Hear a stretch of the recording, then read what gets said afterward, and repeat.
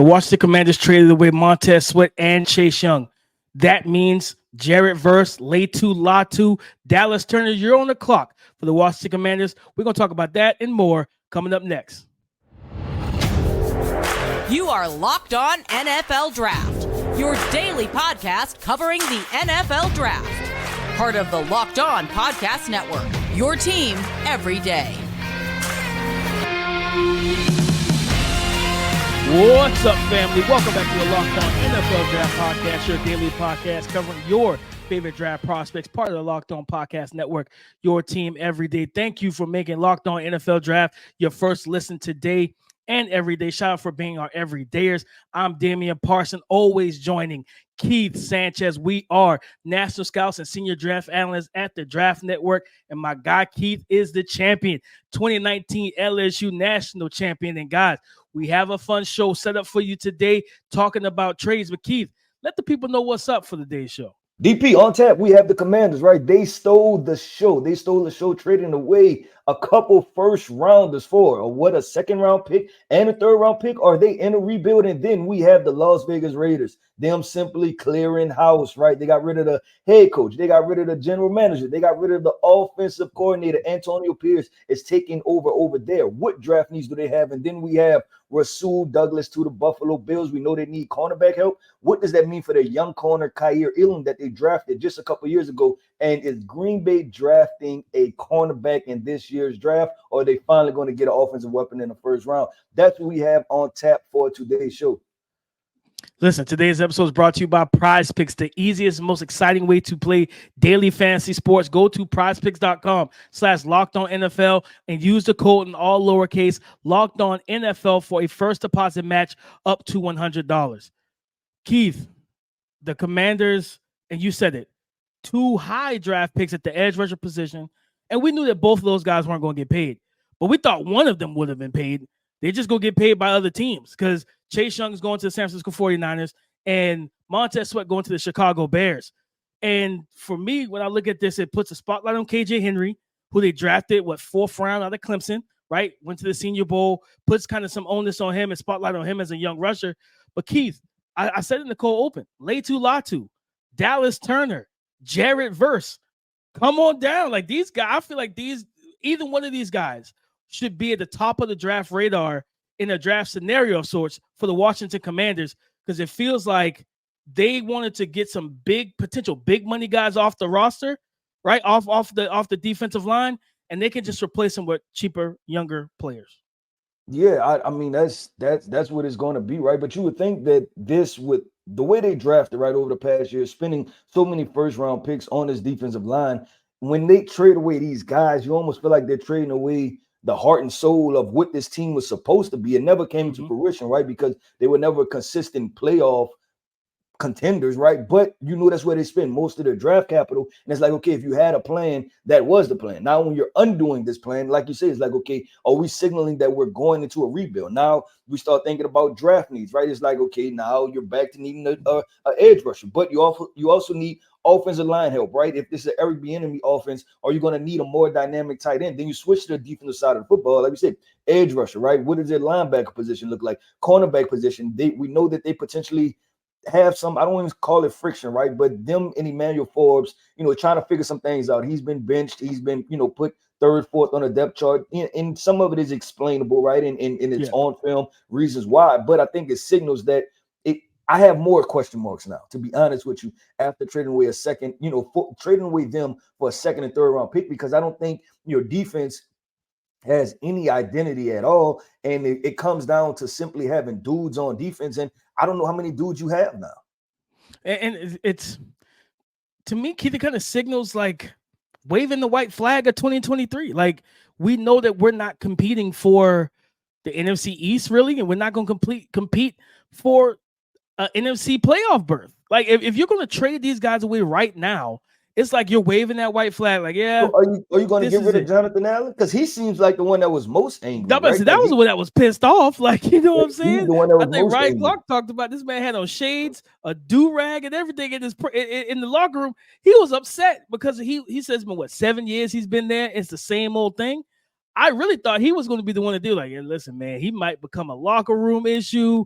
this might not work out too well if he's getting more, because he don't talk a lot. He seems like a very kind of like easy spoken guy, like where like, but if he speaks, people listen, and that's how it kind of comes off with him. So like their money now is invested in Jonathan Allen and Deron Payne on the interior D line, and those guys can make the edge rushers, whoever they are, KJ Henry and whoever else, it will make their jobs easier. But to me, it just seemed like they waving the white flag, Keith. So you brought up linebacker, right? That was a position they drafted Jamin Davis. What was it, 2-3 drafts ago?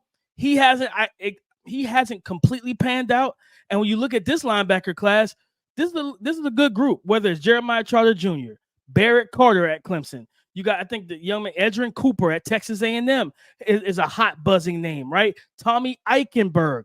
Like, there's good linebackers in this class, but it's like for them, the Commanders got to figure out what direction they want to go. Because I like going back-to-back corner, like in the first round, it seems kind of tough after drafting Forbes, and you drafted him over like Christian Gonzalez and different stuff like that. You know what I mean? So I'm confused on what direction they're going, Keith. Because I truly don't know. Yeah, that's what leaves me is that, listen, we understand y'all made the trades, draft capital. I get it. But there's no guarantee that you're going to draft these players, right? Because these were premium players, right? Chase Young, when he came out, he had your favorite term, the generational term, right? Mm-hmm. But you trade him for a third round pick. So now what is the chance that you're going to find a third round edge rusher, right? That with that selection is going to be able to get like the same type of upside. And you need offensive line help. I keep forgetting about and that. You need offensive line help. So I think they did nothing but put themselves in a really tough situation. And it'll be interesting. Maybe they strip it all down and try to rebuild it. Obviously, the head coach situation, if you're Ron Rivera, right, you're a defensive-minded coach, right? Like, that's the side of the football you played on. So you're like, hey, what do you want me to do with this, right? I think what is Jack Del Rio, their defensive coordinator, I believe. So you're like, okay, what am I supposed to make with this? Because it's actually supposed to be the front end helping out the back end. Now it's neither end helping out neither end, right? But DP, we'll get this thing figured out. We want to talk about the Commanders being in dysfunction.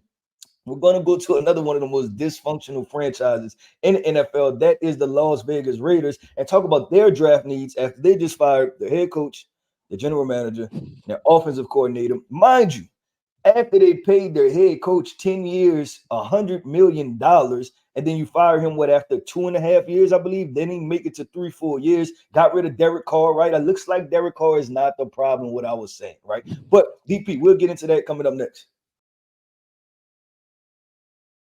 Why would you want to root for your team on an empty stomach? Order in on DoorDash and save on football watch party favorites. Guys, I live in the Greenville County area of South Carolina, and one of my favorite places to get for dessert is the Cheesecake Factory. And you can order in cheesecake from the Cheesecake Factory on DoorDash and have it delivered right to your front door. So you're thinking about after you've ordered or ate pizza, wings, burgers, whatever during your watch party or your tailgate, and you want a dessert, you can go to the DoorDash app and you can order in cheesecake, whether it's Reese cup, double chocolate for whatever flavor they have that you want, you can tap into it. So go and get 50% off up to a $10 value when you spend $15 or more on your first order when you download the DoorDash app and enter the code LOCK23.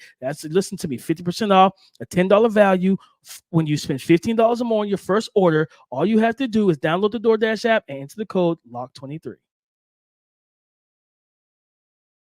Keith, you said it. The Las Vegas Raiders said, you know what? It's time to clean house. We're getting rid of OC, get rid of GM and the head coach.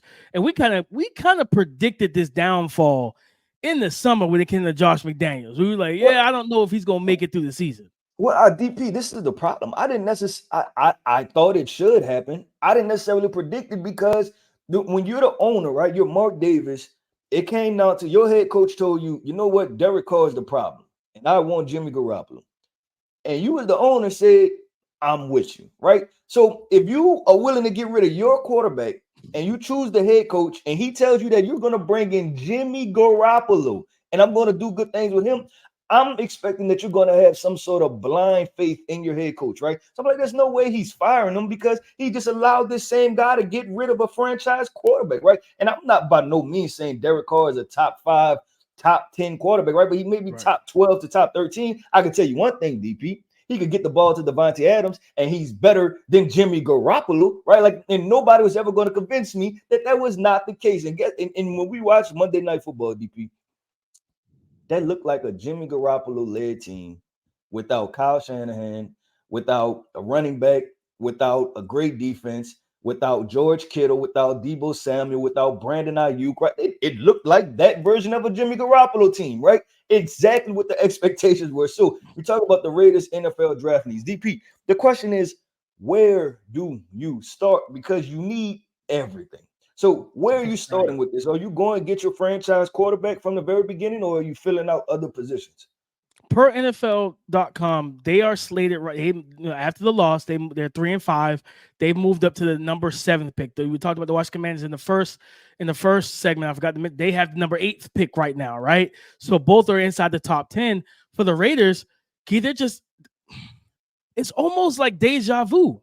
Because remember, last year they needed a quarterback, but they put themselves in a position where they weren't in the top 4 to 5 picks, and then they weren't trying to be aggressive and move up in front of, because Arizona made it clear, even at the combine, we're open for business. So they could have traded up and gotten to Anthony Richardson. But what did we both say? Well, as long as Josh McDaniels is there, I don't think I want any of these rookies with this man as the head coach. So they're right now slated at 7, and their word is that it came out that they're starting Aiden O'Connell, the rookie quarterback, for the rest of the season. So that means this thing can go one of 2 ways, Keith. Aiden O'Connell does a good enough job to keep them from drafting the quarterback. I personally would not make that decision myself, but they could do that, right? It depends on the new GM and everything else. Or he could play poorly enough to where they keep losing out, and they only win 3 games all season, and now they're inside that top 3 to 4 range, and they can have a pick of an actual good QB prospect. But Keith, I just don't know, because looking at NFL.com, they have their biggest needs listed as offensive tackle, center, running back, cornerback, and defensive tackle, right? They didn't even have quarterback listed. I think quarterback is a huge need, but then it goes back to our philosophy is, well, build up the team, wait till 2025 to get a quarterback, right? Roll with Aiden O'Connell next year and just build the team up, or do you go get the quarterback now? Yeah, I mean, it depends, right? If I think in this is we're gonna keep having the same conversation, right?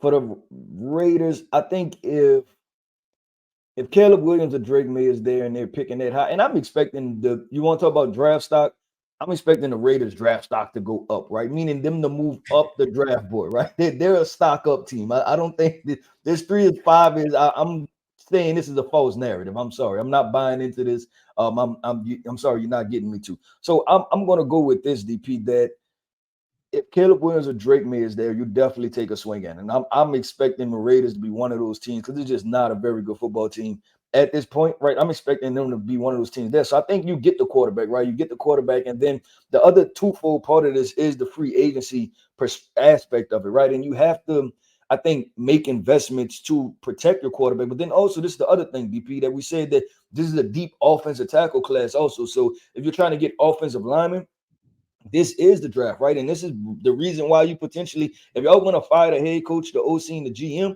this is where you should have thought about moving Davante Adams also, right? And potentially getting another first-round pick, so then that way you can get your head coach and you can get an offensive tackle in one draft, right? And then come back in the second round if you want to draft another offensive lineman. So now you have a young nucleus to protect your quarterback, and you have your quarterback for the future. What they're doing now, I have no idea, DP. I like I said, I thought, we kept saying this. We said this all the way back to last year, right? When we were talking about we want Anthony Richardson to go to, the Las Vegas Raiders. We want Will Levis to go to the Las Vegas Raiders. And we were saying, nope, because we don't trust Josh McDaniels with a quarterback. Not one of them, right? Not one that he has to be the head coach and develop. Nope. If he's the OC sitting under Bill Belichick, fine. Anything outside of that job title, I don't want any parts of. No, and Keith, you talk about the offensive tackle being a deep class. They have need at corner because they have David Long, Marcus Peters, and Amik Robinson all about to hit free agency, right? They drafted Jacorian Bennett out of Maryland last year, and he's showing some flashes of good play, right? Being able to stay in coverage and different things like that. They have Nate Hobbs, who's a good player, but he's entering a contract year for 2024. Next year is his contract year. So you think about day 2 and cornerbacks potentially on day 2. Depends on what type of run we see on day 1. you got, Nate Wiggins over at Clemson, a guy that I'm really high on, a guy that I feel like is a big time sleeper in this class that, 6'1", long arm, athletic. I'm telling you, pop on that tape against him. Even 2022 against Florida State, how he covered Johnny Wilson. But you look at the 2023 tape, Keon Coleman and Johnny Wilson had no success against him, right? So it's like this young man that was kind of his, you talk about stock up, that was his stock up game. The game where it's like when we get to draft season, and for us, it's 365, baby, here on the Locked On NFL Draft podcast and over at the Draft Network. We in the draft mode all the time, but for everybody else, once the season is over and people start grinding the tape, Keith, they're going to get to that Florida State game to watch Keon Coleman. They're going to come away like, man, this Nate Wiggins dude can ball. I'm like, yeah, I've been telling y'all for the longest. So, like, that's a guy that they can potentially wait on, right? We don't know how Kalen King's stock is going to how that's going to kind of levy out this season. He came in as like some people CB1. Now you got Cooper DeJean being in the first round conversation from Iowa. Of course, Kool-Aid and Denzel Burke is playing better football. So that cornerback position, DJ James, Nehemiah Pritchett over at Auburn, right? Kamari Lassiter, Javon Bullard over at Georgia. There's still a lot of high-end ball players at the cornerback and defensive back position that the Las Vegas Raiders can attack. But then if the conversation comes, do you pay Josh Jacobs? You know how people hate paying veteran running backs. So it's like, do you pay Josh Jacobs? Same conversation, right? New York Giants, y'all said hold my drink, right? You want to pay a bad quarterback? Watch this. We'll pay a bad one too, and then don't pay our running back. So you tell me that Jimmy Garoppolo is a better football player than Josh Jacobs, right? Then you tell me that a bad Jimmy Garoppolo is more valuable than a Josh Jacobs. That's what I want people to tell me, right? Because that's what y'all were trying. Well, that's what some people were trying to say, that no matter what, it's because he's a quarterback. No, if the quarterback is playing bad football, that is not valuable to your team, right? Bad players don't matter what position they are. A bad player does not overvalue a good player off a position. It does not happen. That's not how it works, Keith. And I hope that this thing starts to transform and we start to apply a different ideology around this, right? With the bad quarterback play and just saying that it's valuable just because Keith, one other thing.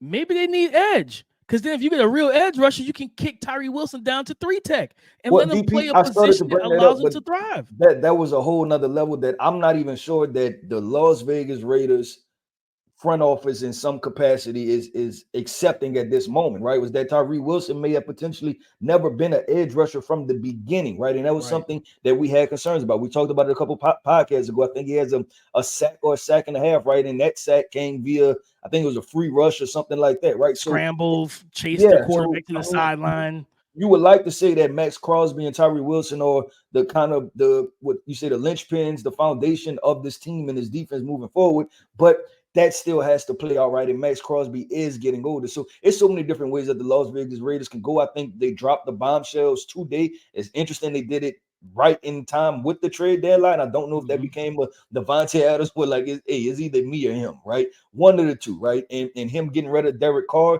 and maybe the owner finally was like, you know what? I went with the head coach and I was wrong, right? I thought it was the quarterback. He told me it was the quarterback and I was wrong. So, DP, let's keep this thing going, man. We have two other teams to talk about, the playoff Bills and the struggling Green Bay Packers. When was the last time we said the Green Bay Packers are struggling, right? And that fan base is they're in places that they haven't been in 20 years, right? Where they don't know where the hope is. And so we want to talk about this because they both have cornerback situations going on. So we want to talk about that in regards to the 24 NFL draft and what happened with free agency yesterday. Today's episode is brought to you by Prize Picks. Prize Picks is the easiest and most exciting way to play daily fantasy sports. With basketball season here, you can now pick combo projections across football and basketball from the Specials League, a league created specifically for combo projections that includes two or more players from different sports and or leagues. For example, LeBron James plus Travis Kelce at a 10.5 combo for 3-pointers made plus receptions. Do you want to play alongside some of Prize Picks' favorite players like rapper Meek Mill and comedian Andrew Schultz? You can now find community plays underneath the promos tab of the app to view entries from some of the biggest names in the Prize Picks community each and every week. This week on Prize Picks, I am taking Bryce Young over 219.5 passing yards versus the Indianapolis Colts, and Zach Wilson for over 198.5 passing yards versus the Los Angeles Chargers. All you need to do is go to prizepicks.com/LockedOnNFL and use the code LockedOnNFL for a first deposit match up to $100. Rasual Douglas, cornerback from the Green Bay Packers, traded to the Buffalo Bills. And Keith, to me, what this told me was, of course, Tre'Davious White, I think it was an ACL or I think it was Achilles. I think it was Achilles that he tore, and he's out for the season, right? And it just sucks because he's a really good player who just battled kind of lower body injuries over the last couple of years. And then Kaiir Elam, like a guy that we had high hopes for. I think they traded up in the first round for where they were to snag him. I think in front of Bill Belichick or whatever happened, they moved up a couple spots, drafted them, and then just a year later, we're sitting here like, has he fallen out of favor? So you bring in Rasual Douglas, who's a big-time locker room guy, a leader, and I think that's some stuff that this team needs too, locker room leadership, to kind of help them through those tougher moments, those tougher games where things aren't just rolling 100% and going 125 miles per hour in their direction. But Keith, the other thing is, all right, Green Bay, Jordan Love hasn't been good, right? Which means you got to need that quarterback. But are you going to keep this trend of first-round defenders going in the 2024 NFL draft? Because, Keith, if they do that and say, well, we're going to roll with Jordan Love again, I don't really know how to respond to it because it just feels like team-building malpractice to me. So, and this is the tough part, that Jordan Love played decent in the preseason. He started off this season. It seems like everything has gotten stale. Now, the question is this, the surrounding cast, because they're all first year and second year players, right? When we're talking about wide receivers and tight ends, and that's what they decided to draft, right? That was the route they went. Now, the question is, do you have so many pieces that's trying to learn the game at one time, right? When you have that many young players and there's like a lack of veterans in there, right? When you're talking about Romeo Doubs, Christian Watson, Luke Musgrave, right? With Tucker Kraft, right? They have Reed. Yeah, Jaden Reed, Dontavian Wicks, right? They have so many young players that it potential that everybody could still be trying to get on the same page. And that's what we could be seeing from the Green Bay Packers. And you talk about them going on the defensive side of the football, right? Like I continue to say this, like I'm fine if you draft defensive every year. You just better have a Hall of Fame defense, right? If you have that many first rounders, you better have one of the best defenses out there. And that's just not what the Green Bay Packers possess, right? Like it hasn't been a consistent theme. Like we're talking about now, we're into your Devontae Wyatts, right? And Walker, the linebacker. And it's like they show up from time to time, but where are they as those key foundational pieces moving forward for your defense, right? When you spend that much time, like you could probably say they hit on Rashawn Gary after 3 years, right? And he's finally developed into what he has. Kenny Clark, right? Kenny Clark is really up there, and then maybe Jair Alexander and Darnell Savage. So they have good players, but when you spend that much draft capital, DP, you're expecting like huge return on your investment. When you're talking about spending first rounder after first rounder after first rounder. No, and I think also with the departure and the trade of Rasual Douglas, I wonder if it opens up more playing time for Carrington Valentine, the young defensive back from Kentucky that they drafted this year. A guy that, if you remember the last draft cycle, when I stumbled across him, I was like, listen, he's got game. He's just young and raw. He had only been playing cornerback for 3 full years, from his from senior year through college, because he was a wide receiver the entire time before that. So it's like he's still learning the position, but he's athletic, he's physical, and he's got good ball skills, so he can kind of make the development. But again, like right now, Keith, the Green Bay Packers, we talked about it's crazy. We kind of go in order, just kind of backwards. The first segment, Washington Commanders, they got the 8th pick right now. Second segment, the Las Vegas Raiders got the 7th pick right now. Third segment, talking about Green Bay Packers in this moment, they have the 6th pick of the draft right now. So it's like, hey, you are getting closer and closer to that quarterback type of realm. And it's like, Keith, I swear to God, if they get up to that top 3 spot and somehow still go a defender, I'm washing my hands with this franchise altogether. You know what I'm saying? I'm just done. There's no way in the world you get up there in prime QB real estate. So you know what, guys? We need us a corner at number 3. My question is, are you totally out on Jordan Love? Man, almost. Keith, my one foot's out the door. Like, because, like you said, he started off solid, like, but it just seemed like everything snowballed. And some stuff is, I'm gonna say this, some stuff is coachable with him, where like you just see him instead of like we talk about hit and throw, that back foot hit, you see that the guy's open, get it out. It's back foot hit, bounces, and then throws, and then the ball is late. Defenders are coming into the and triggering downhill into the throwing window, whether it's an interception, a PBU. He's got to get better with his timing. And for me, it's like, are you seeing it and trusting what you see? Because this is his first year as a starter, right? So you expect to see some ups and downs, but it's like he started up in like a chart. Now the slope is going down. And it's like, when do we see another peak, Jordan? And it's like, we need to see that the rest of this year for me to be like, okay, cool. I'm not going to draft another quarterback in the draft.